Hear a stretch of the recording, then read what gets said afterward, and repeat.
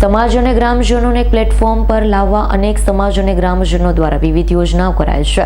તુરખા ગામ દ્વારા રવિવારે સુરતના સાયન રોડ પરના હેપી ગ્રાઉન્ડ પર TPL સિઝન 3નું આયોજન કરાયું હતું. તુરખા ગ્રામ સમાજ ઉપસ્થિત રહેવા પામ્યા છે.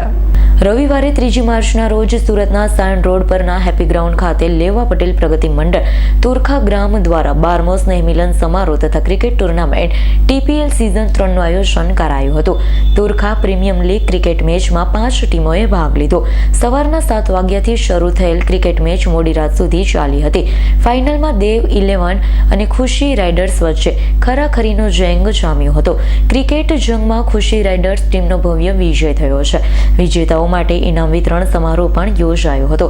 તુરખા ગામના ઉપસ્થિત મહાનુભાવોએ વિજેતા થયેલા રનરઅપ ટીમોને ઇનામ આપી અભિનંદન આપ્યા હતા. ત્યારબાદ તુરખા ગામના સ્નેહમિલન કાર્યક્રમ યોજાયો હતો. નાના બાળકોથી માંડી મોટેરા સુધીના હાજર રહ્યા હતા. સ્વરૂચિ ભોજનનો આનંદ માણ્યો હતો.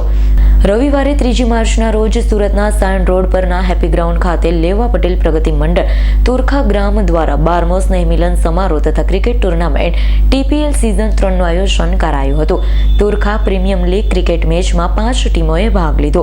સવારના 7 વાગ્યાથી શરૂ થયેલ ક્રિકેટ મેચ મોડી રાત સુધી ચાલી હતી. ફાઇનલમાં દેવ 11 અને ખુશી રાઇડર્સ વચ્ચે ખરાખરીનો જંગ જામ્યો હતો. ક્રિકેટ જંગમાં ખુશી રાઇડર્સ ટીમનો ભવ્ય વિજય થયો છે. વિજેતાઓ માટે ઇનામ વિતરણ સમારોહ પણ યોજાયો હતો. તુરખા ગામના ઉપસ્થિત મહાનુભાવોએ વિજેતા થયેલા રનરઅપ ટીમોને ઇનામ આપી અભિનંદન આપ્યા હતા.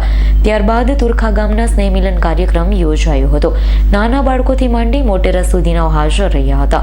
સ્વરૂચિ ભોજનનો આનંદ માણ્યો હતો. આજે અમારી આ ત્રીજી ટુર્નામેન્ટ છે. તુરખા સમસ્ત લેવા પટેલ પાટીદાર સમાજ ત્યાં પ્રીમિયમ લીગ રમાડી છે અને આ રીતે અમે સ્નેહ મિલન રાખીએ છીએ સાથે સાથે. તો પહેલાં શું થતું હતું સ્નેહ મિલનમાં કે બધા યુવા વર્ગ છે ને એ કોઈ સ્નેહ મિલનમાં આવતા નહોતા. જ્યારથી આ ક્રિકેટ શરૂ કરી એટલે બધા ફેમિલીના બધી સરનેમ જેટલા છે અમારે લેવા પટેલની તુરખામાં બધા યુવાનો એકઠા થાય છે અને એકબીજા સાથે ઓળખાણ થાય છે. એની હેલ્પ કાંઈક જરૂર પડે તો એ હેલ્પ કરે છે. ધંધામાં એને જરૂર પડે તો એની ધંધામાં પણ હેલ્પ કરે છે. એટલે આ એક જાતનું જે ઓર્ગેનાઇઝ કર્યું છે એ બહુ સરસ કર્યું છે. કેમ આને લીધે યુવા શક્તિ આપણી છે ને એ નિખરતી જશે. ધંધા બાબતે તે અને ક્રિકેટ બાબતે કે આમાં ક્યાં નવા એકદમ યંગ એક જનરેશનના પ્લેયરો રમે છે તો એને પણ એક પ્લેટફોર્મ સારું મળશે. એટલે આ એક સારામાં સારી ટુર્નામેન્ટ તુરખા પ્રીમિયમ લીગ આ વખતે ઓર્ગેનાઇઝ કરી છે. આગળના દિવસોમાં શું આયોજન છે?